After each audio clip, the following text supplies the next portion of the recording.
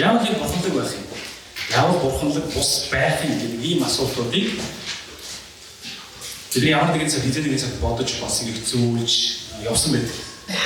Манай Библийн сургуулийн нэг оюутны ихч маань надаас асууж ирсэн л та. Би яг ажлаа солих гэсэн юм аа. Ажлаа солих дээр тулсан чинь яг солих нь зөв юм уу, солихгүй байх нь зөв юм. Энийг яг яаж бид нар мэдэх ёстой юм гэж. Яаж Библийн дагуу энэ шийдвэр гаргах юм бэ?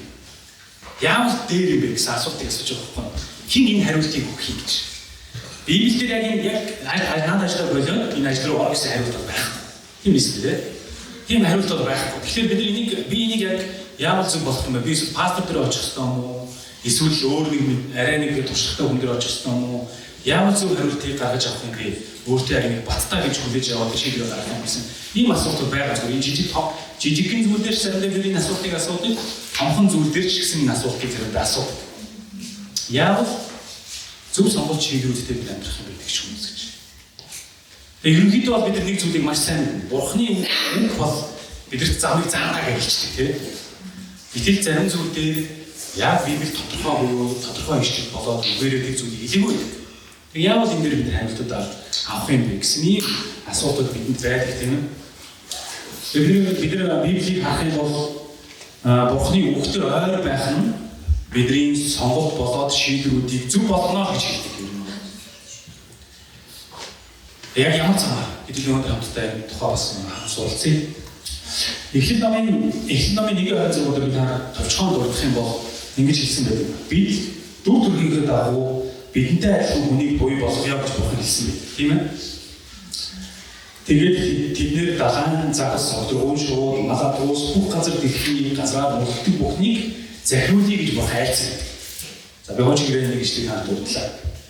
Энэ дээр маш тодорхой нэг зүйл хэлж байгаа. Бурхан хүнийг бүтээгээд өөрийн дүр төрхийн дагуу тэдгээр бүтээсэн, тэр хүнийг бүтээсэн гэж. Тэгээ ингэж бүтээхдээ нэг тийм одоо юм хүн нэг эрх мэдэлтэй чөлөө сонголттой бүтээсэн. Тэдгэрийг яг юунаас нааж авах вэ гэхээр тэд далайн цаг содоргуун шуудыг нэр өгөх цамаар чөлөөт цамаар өөрсдөө эрх мэдэлтэй цамаар одоо нэр өгөөд тэдгэрийг ингэж нэрлэх юм боломжтой бүтээсэн. Тэгээд яг бид энэ текстийг харах юм бол Бурхан өөрийн тухайн нэг төр төрхийг буюу захин зарцуулах, удирдан залах, чиглүүлэх, гайхалтай оюунлаг чанарыг Бурхан бидэнд яасан байна? Өгсөн байдаг. Гэтэл харамсалтай нь яг ялангуяа миний хувьд юм шилж байгаа. Итгэвч биш хүмүүсийн хувьд тэр Бурханаар бүтээгдсэн тэр оюунлаг гайхалтай чанаруудыг нэг талаар алдагдуулдаг. Гэмдэг гэж хэлж байна. Тэгээ гэмгээд яг ямар байдлаар ашиглах юм гэхээр өөрсдөө тэр мэрэгэн гайхалтай зөв шийдвэрүүдийг гаргах гэсэн юмуд хин нэгэнд найдах зам руу ундаг, доошилдог гэсэн үг. Ямар нэгэн хүнд эсвэл бүтээл ямар нэгэн амьгүй зүйлд найддаг тийм байдал болчихдог гэсэн. Тэгэхээр яг энэ байдлын дотор заримдаа хүмүүс яадаг гэхээр би яг яаж амьдрах юм, яаж сонголтууд гаргах юм, яаж шийдвэрүүд гаргах юм, яавал зөв байх юм гэдэг асуултаа тулгараад зарим хүмүүс Бурхан руу ханддаг бол зарим хүмүүс яадаг вэ? Бурханаас холдон нэг талаар дөрөвдөг гэж Паул хэлж байгаа. Ром номын 1:16-аас 30-р эшлэлийг хэлэх бол Паул энэтэй холбоотой маш чухал, маш тодорхой зарим зүйлийг ерөнхий замаар хэлсэн байна. Би наад энэ уншиж байна. Дагуулах харна за. Ром номын 1:16-аас 30. За ингэж хэлсэн. Би сайн мэдэнээс ичихгүй. Энэ бол итгэвч болгоныг юуны түрүүнд юудэ түншлийн грек хүнийг ч аврах Бурхны хүч мөн гэж. Зөвхөн итгэлээр амьдрна гэж биш хэвчлээ арилаар Бурхны хүртээх зөвхт байдал нь сайн мэдээний дотор итгэлээс итгэл ичлэгдэгэ. Үнэнийг зөв бусаар мөн дарагч хүмүүсийн альва итгэл сүсэггүйдэл ба зөвийн бусын эсрэг Бурхны уур хэлэн Тэнгэрээс ичлэгддэг. Учир нь Бурхны тухай мэдж болох зүйл тэдний дунд илэрхий байгаа. Бурхан тэдэнд үүнийг ил болгосон юм. ертөнц бүтээлснээс хойш түүний үл үзэгдэх чанарууд түүний мөн хүч ба бурхан чанар нь бүтээлсэн зүйлсээр дамжиж ойлгогдож илэрхий харагдаж байгаа тул тэдэнд шалтгаан байх вэ. Тэд бурханыг мэдсэн алаа бурхан гэж түүнийг алдаршуулсан ч үгүй. Түүнд талархал өгсөн ч үгүй. Тэгээд ч тэд бодол санаандаа хоосорч ухаргүй. Зүрх нь харанхуй болжээ. Өөрсдийгөө мэрэгэн гэж хэлдэг атлаа тэд муухай болсон бөгөөд үл муудагч бурханы алдрыг мууддаг хүн шувууд дөрвөн хөл тамтад хийгээд мөсгөгчтэй айлтмөрөөр сольжээ. Ийм бурхан тэднийг зүрхнийг хүсэл тачаалын бузар юмстай зөнд нь орхиж тэд бие махбодоо өөр хоорондоо хутааж байна. Учир нь тэр бурханы үнэнийг худал хуурмаар сольж бүтээгчээс илүүгээр бүтээлэн мөргөж зарагджээ. Бурхан бол үрд магтагдах бүтээгч мөн амин. Ийм учраас бурхан тэднийг гудамжиг хүсэл тачаалтаа зөнд нь орхиж тэдний эмгтээчүүдж бэлгийн төрлөг харьцааг төрлөг бусаар солилцоож хүмүүстийн иржүүлж эмгтээ хүнтэй бэлгийн төрлөг харьцаатай байхаар орхиод нийгмийн хүмүүстийн хүсэлтэд шатаж иржүүлэлтэйгээр ичмэл зүйлийг үлдэж өөрсдийн алдааны зохих цэвэрлэлийг өөрсөдөө бүрдэж байна. Тэр бурхныг хүлээн зөвшөөрөхөөс татгалзсан тул тэднийг бурхан завхарсан сэтгэл болон хийх ёсгүй зүйл нь орхижээ. Тэр илдүү зүйл бус хилэнс шанал бузар булаагаар дүүрнээр татаж өдөө аллаг гэрүүл зарим их хар санаагаар дүүрсэн ховж яригч өтгөгч бурхныг үзэн ядагч дээлгүй их цантай сагсуу хорон мөг санаачлагч эцэг ихтэй дуулуургүй ухамгүй найдваргүй үл хайрлагч өршөөл үзүүлдэггүй хүмүүс ачээ. Ийм зүйлсийг үлдэгч нь үхэл зохино гэсэн бурхны зарилыг тэр мэддэг хэрнээ өөрсдөө үүдээ зохих зогсохгүй бусдыг үлдэн ч цаашаа байна гэсэн. Амен. Мэдрэгийн дэвсийг гарах юм бол 18 дугаар бичлэгээс хоошоо ер нь бурхнаас нүүр буруулсан хүмүүс хэрхэн шат уудаж байгааг ингэж Паул яах вэ? Дүрслэн тодорхой харуулсан. Бурхнаас нүүр буруулаад тэр хүний ерөнхийдөө ертөнцийн байгаа хүн төрлөختөн бурхангүйгээр амьдрэх хаана хүрч болох вэ? Бурхангүй амьдралын тэр доош хаана байж болох вэ гэдэг юм аадгүй ингээд харуулаад дүрслээд нэг алтмаа доошлоод энэ тодорхой харуулсан. Харин 16 12 бичлэг харах юм бол арай өөр зүйл хэлдэг. Паул маш гихээлэг, маш сайхан зүйл хэлдэг. Тэрний үг гэхээр хүн төрлөختнийг буюу ёс бус байдал дотор завхарсан байгаа хүмүүсийг авардаг нэг зүйлийн тухай хэлж байна. Тэгээ Паул Ром номыгоо бичгтээ маш гүн гүнзгий юу хөө олон бурхны талаарх мэдлгүүдийг олж хөрөмтлүүлсэн, ойлгож ухаарсан. Тэгээд Христ итгэж хүний амьдарч болох юу хөө амьдралын туршлагаа үзэж туулж болох маш олон үнд хийцүү бэрхшээл тэр туршлагуудыг хөрөмтлүүлснийхээ ардаас маш гүнзгий ухаантайгаар юу хөө нэлээд их энэ өндөрлөгөөс гэж хэлж байна. Нэг юм уу байдаг шүү дээ. Энэ өндөрлөгөөс харж хэлэхэд та нар зөвлөх гэж. Паул яг тэгж хэлж байгаа. Итгэж хүний амьдралын маш олон талбарт хэлбэрүүдийг үзэж туулж олон жилүүдийг өнгөрөөснийхээ ард Паул нэгэн өндөрлөг дээрээс Ромын чуулганд хандаад, Ромын итгэгчдэд хандаад маш чухал үннийг хэлж өгч байна. Хамгийн чухал зүйл нь юу гэж тэр бол сайн мэдээг дамжуулах юм гэж хэлж өгч байна. Ромын чуулган яагаад сайн мэдээг дамжуулахаас би буцахгүй ичихгүй вэ гэж. Яагаад гэвэл энэ сайн мэдээний үгэн дотор нэг гайхалтай хүч харуулдаг юм гэж хэлж байна. Тэр хүч юу вэ? Хүн төрлөختнийг мөхлөөс, завхарлаас, ёс бус байдал дотор живхээс яадаг баг. Авардаг юм аа гэж Паул дүгнэж хэлж байна. Тийм учраас Паул гэж хэлж. Бид нэр Паулын хэдэн жил яг энэ зүйлийг хэлэхээс өмнө хэдэн жил юу хийснийг тэр шиг болгоно сайн мэддэггүй. Гэхдээ бид шинэ гэрээний номнуудыг үзээд Паулын захидлуудыг нягтлаа. Дээрээс нь дэлхийн түүхтэй холбоотой Паул юу гэж хэлж байгааг бид судалж үзэх юм бол Паул шүү дээ энэ үгийг Ромд бичсэн энэ захидлуудыг манай эртний 56 57 оны үед бичсэн байдаг. Нэгсэндээ Есүс Христ үхээд амьлаад дээш оцсноос хойш бараг 25 жилийн дараа бичсэн байна. Дээрээс нь Паул яг энэ зүйлийг бичгээс энэ зүйлийг хэлэхээс 10-аас 14 жилийн өмнө Паул нэгэн аяллыг хийсэн. Тэр аялал нь үгээр сайн мэдээ аялал. Паул 3 удаа баг тэр дундаа бага азар тэр юу тэр Ромын эзэнт гүрнүүдээр дамжаад тэр Ром Юдын үндэстнүүдээр Юдын аймагуд болоо харин усны аймагуудаар 3 удаа ингэж аялал хийсэн байдаг. Тэр 3 удаагийн аяллын тухай бодохоор бид нэг зүйлийг мэддэггүй. Гэхдээ километрийг нь үзвэл 15,000 км-ийн аялал хийсэн байдаг. Нэгсэндээ ховд руу хэд удаа явсан байх вэ? 10 удаа явсан. 10 удаа. Гэтэ яаж явах вэ? Хөлөөр, морой бадгүй илжгээ, усан заваар айлсан баг. Өнөөдөр бид шиг бүг гэд нисэлтэй. Бүг гэж амар дахиад 100 мотор 100 км хурдтай 80 км хурдтай дахиад хоолохгүй шүү дээ. Тэгэхээр 15,000 км-ийг тэр хөлөөр туулсан. Дээрээс нь яг энэ аялалд 10-аас 14 жилийн туршид энэ 3 аяллыг хийсэн. Маш олон аймагуудаар очсон. Маш олон хүнтэй нүүр тулсан. Юудэ хүмүүстэй, сайн юудэ хүмүүстэй, бас аимшигтай муу юудэ хүмүүстэй, элдэг зочломтгоо хариуцлагуудтэй, харин элдэг биш, дайсагнсан хариуцлагуудтэй хүртэл тулсан. Тэгэхээр олон янзын үзэг судал, ойлголт, хүмүүсийн бодол санаа юу гэдэг. Тэр болгондоо нүүр тусны эцэст Паул нэг зүйлийг энэ Ромын итгэгчдэд хандан хамгийн түрүү чухал гэж байна. Гэхдээ энэ өндөрлгөөс гэж танарт хэлэхэд нэг зүйл чухал шүү байх гэсэн гэж. Энэ бол Христийн тухай сайн мэдээг дамжуулна гэдэг бол ямар чухал вэ гэдгийг танарт мэдүүлмээр байна. Тэгээ олон хүмүүс сайн мэдээг тухай ярихаар заримдаа айцтай нүр тулдаг, заримдаа нэрээ боддог. Юу вэ? Зарим хүмүүс сайн мэдээг тухай ярихлаар зүгээр нүдээ аждаг.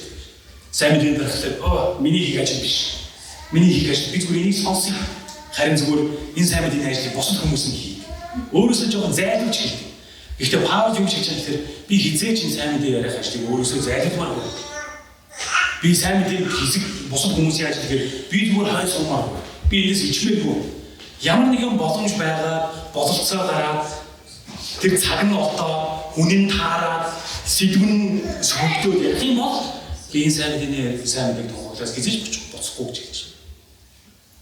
Гэхдээ харамсалтай олон Христ итгэгч хүмүүс сайн мэдээ ярихаас ичдэг, хэмээдэг, хойш суудаг, залхуурдаг, хойрог ханддаг. Яагаад тухайд ч гэсэн нэг талаараа тийм байсан. Тэрийг мэдчихсэн учраас Паул тэдэнд таныг хэлж байгаа. Та нар магадгүй тийм гэж бол.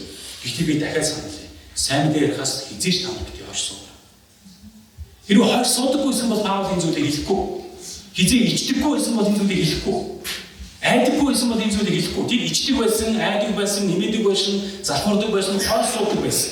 Миний хийх ёстой зүйл биш, өөр хүний хийх ёстой зүйл гэж магадгүй боддог байсан. Гэтэл Паул энэ болгоных нь өдөөс сөргүүлийг хэлэхдээ би эндээс ичихгүй шүү гэж.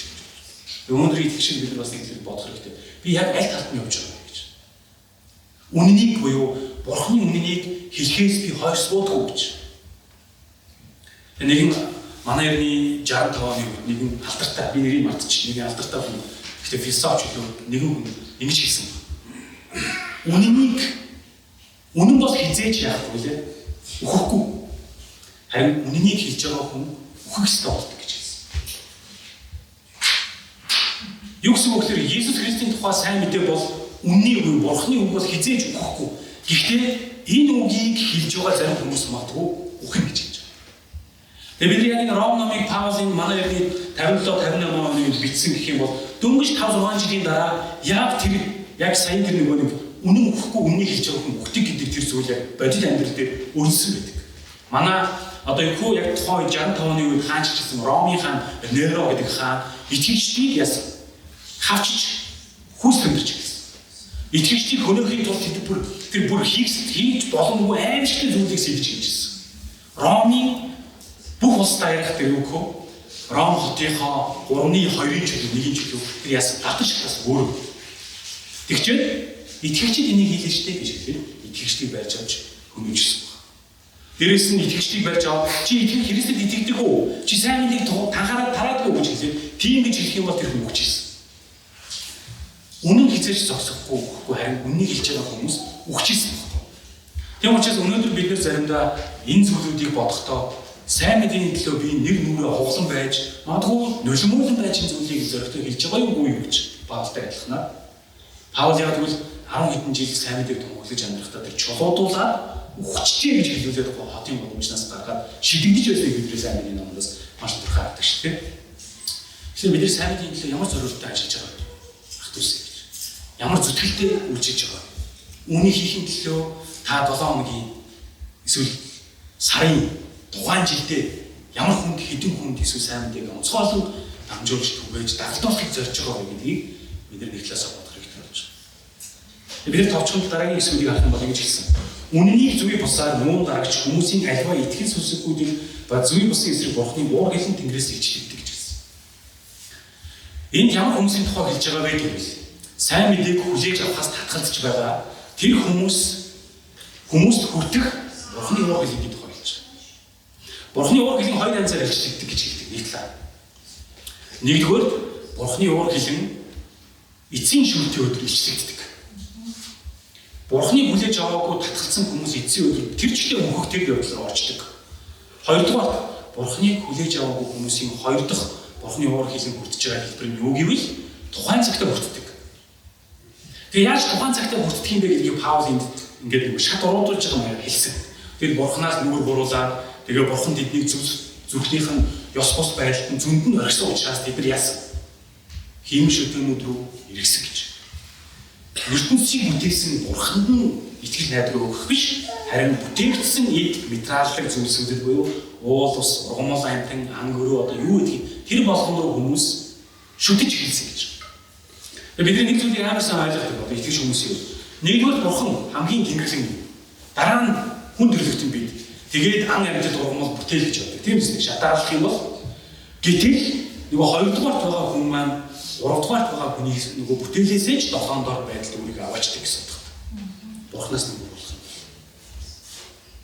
Тийм учраас Бурханаас нүгэр буруулсан хүмүүс өнөө цагт буюу яг өөрийнхөө амьдралынхаа өдөр хоногуудынхаа туршид бүтээлд нь мөргөж өөрийгөө улам бүр доорд оруулах замаар Бурханы уур хилэг нэгтлээрээ яадаг баха. Хүртдэг байх. Тэгэхээр өнөөдөр бидний хувьд бол маш гайхалтай зүйл. Бид нар Иесус Христийн тухай сайн мэдээ хүлээж авсан, түүний үгэнд найдсан, Бурхан Христийг миний төлөө өгч амьлуулж тэнгэрт очсон. Би ямар үнцэнтэй юм бэ гэдгийг ойлгож ухаарсан ийм гайхалтай хүмүүс учраас бид нар мөнхөд шийдэх ёстой байсан шийдэглээс нэгсээр яасан бах вэ? Аврагдсан. Өнөө маргаашийнхаа амьдралд яаж амьдрах бол зөв бэ? Яаж Бурханы тааллын дагуу байх вэ гэдгийг бас бодож Бурханд найдаж түүний үг сургаал дотор амьдрах боломжтой эрүүлтэй болсон хүмүүс учраас Бурханд магтаал мэдээллийг өргөсөй байх. Гэхдээ дахиад нэг боломжтой. Хэдийгээр бид нар эзэн Иесус аврагчаа гэж хүлээж авсан ч гэсэн өдөр тутамдаа яг тэр түүний үг сургаал дотор тогтмол амьдарч байгаа юм уу? Эсвэл заримдаа Бурханаас нүр буруулсан амьдрал руу унаад алхаад явж байгаа хүмүүс үгээ бас бодох хэрэгтэй болж байна. Ингэж хэлсэндээ хүмүүсийн хувьд үл итгэгч хүмүүсийн хувьд нэг чухал зүйл. Юу гэхээр тэд Бурханыг таньж мэдэх бидэж болох үед зүйлс тэдний нүдэнд нэрэн тойронд тодорхой байдаг. Тэр нь юу гэхээр бүтээгдсэн зүйлс болоод үзэгдэх зүйлс, үл үзэгдэх зүйлсээр тэд зүйлсийг хараад Бурхан үүний цаана байдсан байна гэж итгэх боломжтой байсан гэж хэлж Паул. Гэхдээ тэд тэгээгүй учраас тэдэнд шалтгаан байх гэж хэлж байна. Шалтгаан байх гэж. Яг л бид байгаль хийдгээ гараад уулаас ургамал энэ бүтээлийг хараад Бурхан ямар гайхалтай юм бэ гэж хэлэх боломжтой гэсэн. Одоо итгэж хүмүүс бол гэдэг. Харин үл итгэж хүмүүс бол хизээш ихгүй байгаа нэг талаараа. Бүтээлийг хараад уулаас ургамлыг хараад тэр бүтээлд нь мөргөл эзэн Бурхан байдаг гэж хэлхийн оронд энийг судлаад шинжлэх ухаан ямар гайхалтай байж гэдэг. Энд өөрсдөө ингэж хувирах замаар ийм болжээ. Хөвсөн өөрчлөлт замаар энэ амьтан үүсчээ. Хизээч бүтээгч байхгүй гэж хэлдэг тэдний талаар. Тэгээ нэг юм сайхан одоо бид тэр хүний нэрийг нь бас сайн мэдэхгүй байгаа учраас ингэ бичсэн байна. За.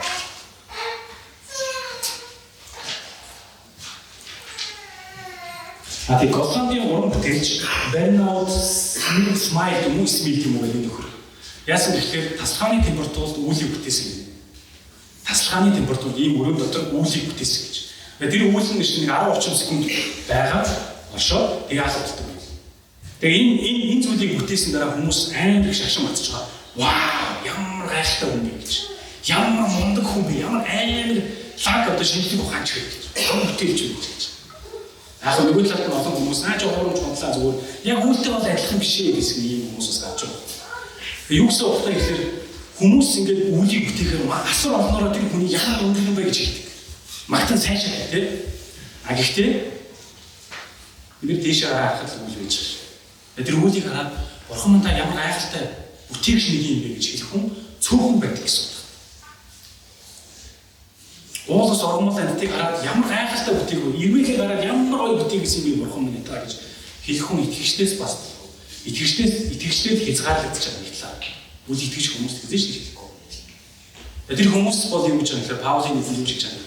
Тэр хүмүүс шалтгаан байхгүй. Тэд Бурхан үүнийг бүтээсэн гэдгийг мэддэг болгож хизээж Бурханыг магтаагүй, хүнлээгүй, сайшаагаагүй. Тэгээд тэд зүрхнийхээ харанхуй байдал дотор хаягдсан байдаг гэж хэлж байна. Тэгээд тэр бүтээлүүдэд нь шүлж хэлдэг зарим хүмүүс. Би зүгээр өөрийнхөө манай гэр бүлийн амьдралыг харах юм бол энэ зүйл яг үнээр болж өгсөн. 97 он, 98 оны үед манай аав болохоор яг ингээд тэмээнээс унаад ингээд сонгоо болсон. Та нарын зарим нь мэдчихэж байгаа тийм. Тэгээ 1998 оноос 2003 4 он хүртэл манай гэр бүлийн амьдрал нэлийн буруу явсан. Пан гэж доош явсан.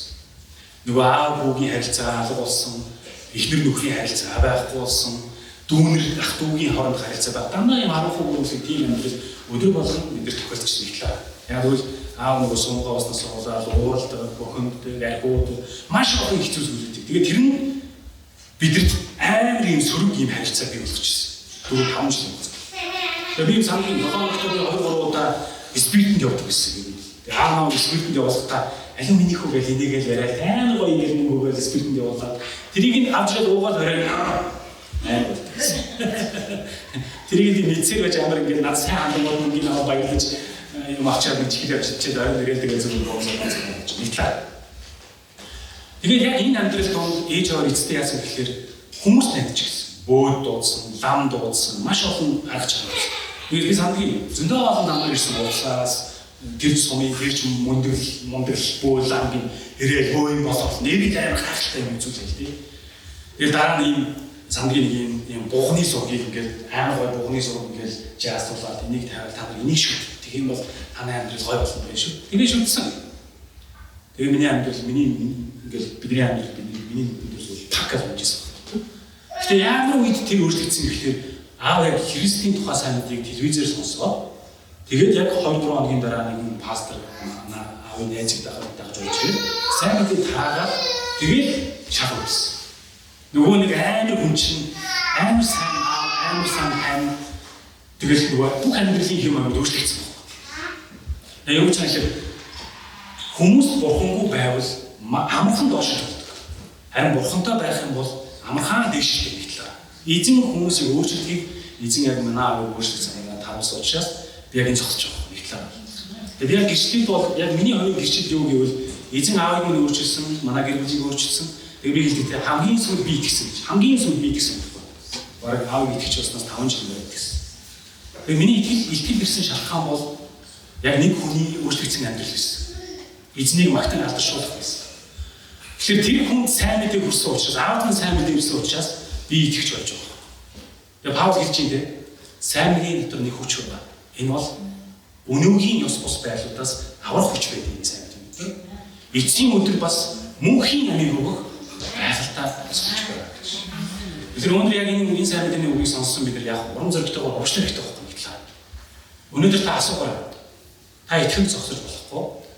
Энэ жил хэдэн хүн сайн мэдээ тарааж болохоор тэр боломжийг ашигла. Тэр юмыг ятгах авсан байхгүй сайн мэдээ ярих тэр хүнийг. Би энэ жилдээ бол бас нэг 2-3 хүн эсвэл 4-5 хүнийг дагалтуулмаар байгаа. Сайн мэдээг дамжуулмаар байгаа. Тэгээд нөгөө бачлан гэдэг үгээр ярьжсэн тэр болоо тэрний найзыг яг дагалтуулах гэдэг бас зөвлөлтөөр хэлээр зүтгэх хэрэгтэй болж байгаа байхгүй. Данаач их сайн тгийсэй гэж хүсэж байгаа. 1-2 хүн сайн мэдээ тараа.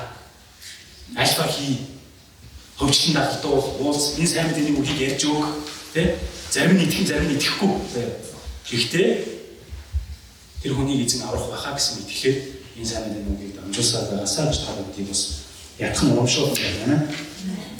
Тэгэхээр дараагийн хэсгүүдийг харах юм бол ингэж хэлж байгаа. Өөрсдийгөө мэрэгэн гэж хэлдэг атлаа тэд мунхаг болсон бөгөөд үл муудагч бурхны алдрыг мууддаг хүн шөвөөд дөрвөн хөл тамдад хийгээд мөсөгчтэй алхаар дөрөөр сарсаа сайн бид нар жишээ бол тодорхой хэлсэн тийм. Иймд бурхан тэднийг зүрхнийх нь хүсэл тачаалын бузар юмстай зөндөн орхиж тэд бие махбодоо өвөр хоорондоо хутааж гэж хэлсэн. За бурханаас нүүр буруулаад нэг алхам хойшлоо, нэг шат доош оруулаа. Тэр юу вэ? Бүтээлүүдийг мөрөх, хан амьтдыг мөрөх, дахин шүтэх болсон тийм. Тэгээ ингээд бурханаас ховдох амьдрал зогсдгоо гэж хэлэл үгүй гэж. Дахиад нэг шат доош. Тэр нь юу вэ? Бие махбодоо өвөр хоорондоо хутаадаг гэж хэлж байгаа. Тэгээ Паулын дахиад нэг хэлж байгаа жишээ нь юу гэхээр итгэвч биш эмэгтэй хүмүүс яасан? Бэлгийн амьдралын зохистой байдлыг зохисгүй байдлаар салсан гэж хэлж байгаа. Юу гэж байгаа гэхээр гэр бүлээс гадуурх биеийн харилцааны амьдралуудад хүмүүс өөрсдөө чөлөөтэй тавьж өгдөг болсон гэж. Дахиад нэг шат доош хэлж байгаа гэж. Энэ бол бидний эргэн тойрны үйл итгэж хүмүүсийн амьдрал маш их байдаг. Би бол маш тодорхой санаа миний амьдралын зарим талбаруудад байсан. Дээрээс нь миний эргэн тойрны миний дөнгөж 10 дугаар 11 дугаар анги байсан тэр 18 настай залуучуудын дунд яригдчихсэн зүйл байна. Манай анги нэг охин ярьжсэн байхгүй ингээ найз төрөө цуглаа сууж. Би гэр бүлтэй болохоос өмнө нэлийн олон хүнтэй юу яамаар гэж. Амар задгаа охин л та нэлийн яриас өгөх хэлжсэн. Би нэлийн олон хүнтэй унтж үзээ. Тэгээд энэ хүмүүсийн дундаас би сонголтоо хийштэй гэж ярьжсэн байна. Тэгээд Библийн дагуу харах юм бол энэ бол аимшигтай завхралт. Би хоёр шат доош урдсан юм чинь нэг талаа. Тэгээд итгэж болсон хүмүүс яадаг юм гэхлээр энэ буруу болохгүй юм байна гэдгийг ойлгодог. Тэгээд би яг итгэж болоод нэг зүйлийг ойлгосон юм. Манай нэг бизнес манай цуглаанч нэг үргэлжлэх хөлний санааг жил болгоо гэдэг шүү дээ. Энд ч гэдэг холдож хэлсэн. Тэгээд би одын үргэлжлэх хөлний санааг сонсоод нэг зүйл ойлгочихсан. Би яг одын хүртэл яг хоо жоохон муухай болсон гэж болно. Гэхдээ би ирээдүйн ханаа олж авах хүртлээр яг биеийн зөв зохистой харилцааны үүрэг авч явах хэрэгтэй байна гэж. Хаа хамаагүй хүнтэй хонж юмш болохгүй юм байна гэдгийг ойлгочихсон. Би одоо их хэрэгтэй хэлдэг байхгүй. Би чамайг 10 жил хүлээсээ 10 хэдэн жил чинь тий 10 хэдэн жил чамайг хүлээн байж зохистой байх гэж хичээгээд хинтээ ч тавьдахгүйгээр чамд өөрийгөө хадгалсан. Гэхдээ би чиний царайг мэдэхгүй байх үедээ ингэж хэлсэн шүү гэж. Бид ирээдүйд хинтээ очихыг мэдэхгүй ямар охинтой уулзах мэдэхгүй. Гэхдээ тэр хүртлээр тэрнийг мэддэхгүй охины төлөө яг өнөөдөр өөрсдөө зөв зохистой цэвэр ариун авч явах хэрэгтэй. Би зарч байна. Тэгээ Библиэлд Паулын хэлж байгаа санаа бол тэр бид нар зөв явах хэрэгтэй. Харин Бурханаас холдсон хүмүүс зөв бус байдал руу аваач тийм байна.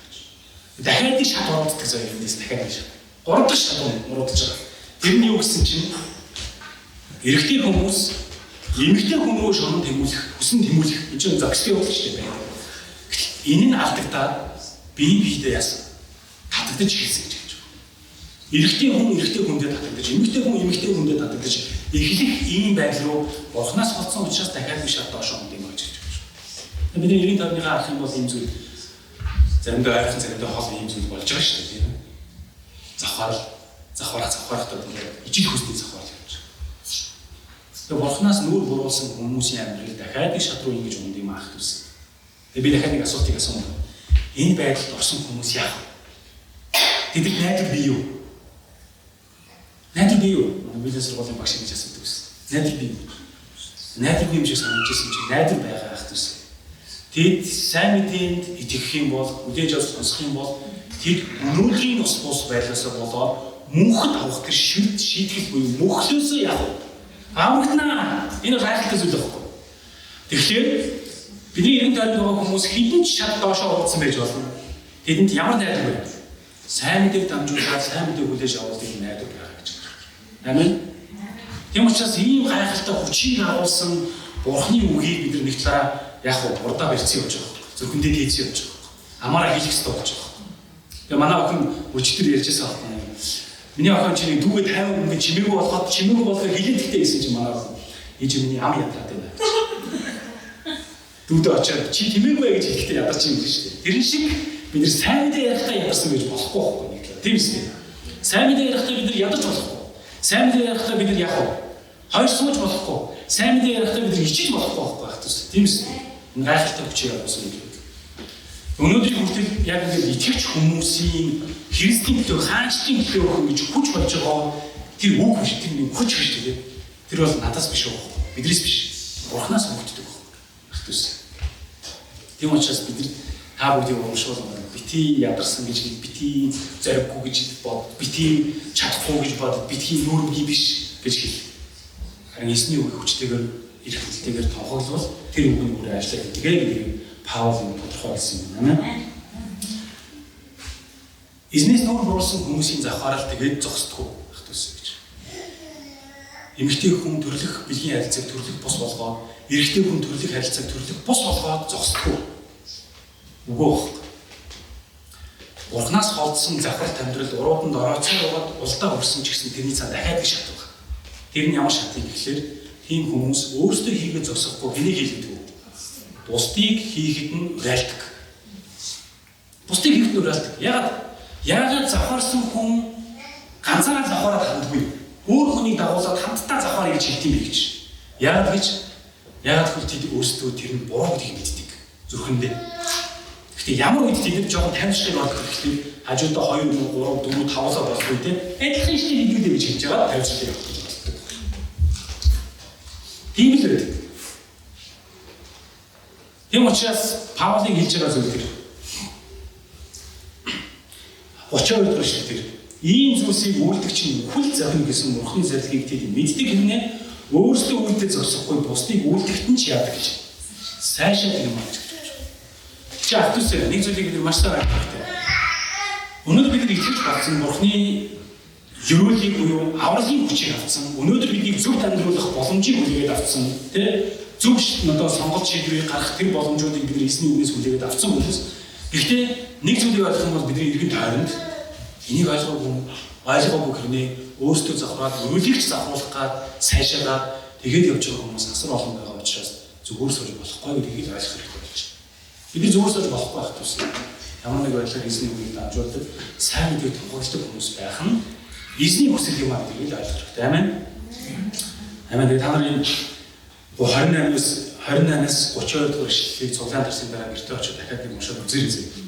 Энд хатуухан хэлсэн ёс бус байдал хийгээд заримдаа зөөлхөн гэж би хэлэгдэх тэр ёс бус байдалч байж байгаа.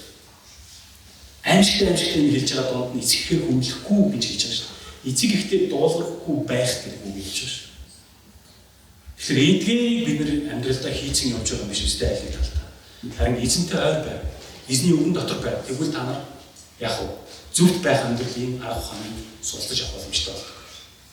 Нэг жишээ байна шүү дээ. Тамирчин хүн 100 метрт гүйхийн тулд яг гүйж чаддаг болохын тулд тэр хүн юу яг ямар зүйлийг хийдэг байх ёстой. Тэгэхээр тэр нөгөө дасгалыг хийх гэж өдөр болгоо тийм үстэй. Өдөр болгон дасгалыг тогтмол хийж байгаа тэр зорилгоо биелүүлэх 100 метрт яг тэдэс хүн. Яг үүнтэй адилхан бид нар яг зөв амьдралынхаа арга ухааныг ойлгож зөв шийдвэр сонголтуудыг хиймээр байгаа бол бидэрт нэг дасгал хэрэгтэй байна. Тэрний үг эзний үгтэй ойр байх юм байна. Эзний үгийг унших, нөхөрлөлтөд явах, түүний үг сургаалыг сонсох, тунгааж бодож бясалгах, чимээгүй цагаар хийх. Тэгээ ийм тогтмол амьдралыг, тогтмол юмыг хийж байж нөгөөний хүсэл байгаа би ажлаа солихгүй юу гэдэг сонголтуудад чадамгаа болдог гэсэн. Амен. Тийм зүйл байна. За энэ нэг жижиг. Харин хамгийн чухал зүйл нь юу гэж сайн мэдээг дамжуул. Энэ нь тэр хүмүүсийг өөрчлөх хүчээр авах гэдэг юм аа гэж. Амен. Зэрэг автизмын хүчээр амьдсан.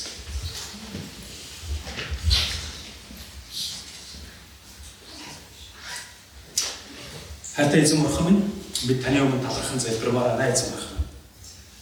Гайхамшигтай мөнхийн амийг бас энэ дэлхий дээр амьдрах хугацаанд таны нүдэнд тааллыг болсон зүгт зохистой амьдралаар амьдрах тэр одоо ойлголт ухаар арга ухааныг болоод боломжийг та бидэнд өгсөн учраас Христийн сайн мэдээгээр хэмжүүлээ өгсөн ивэсэн учраас танд талархаж байна.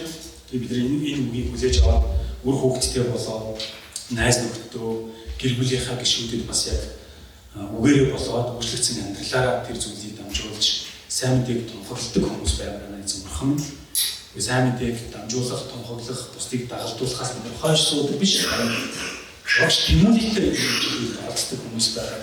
Эзэн таврын хүч чадал, ариун сүнснийхаа хөдлөлт, мэрэгэн ухааныг та бидний өмнө байлгаж өрөө танаас зөвлөж байна эзэн бурхан. Бидний сул дараа байдлуудыг та уучлах. Харин хаанчлын гэх гайхамшигтай тэр амьдралын замаар бидний дагуулж байна. Эзэн Есүсийн нэрээр талархаж залбирлаа. Амен.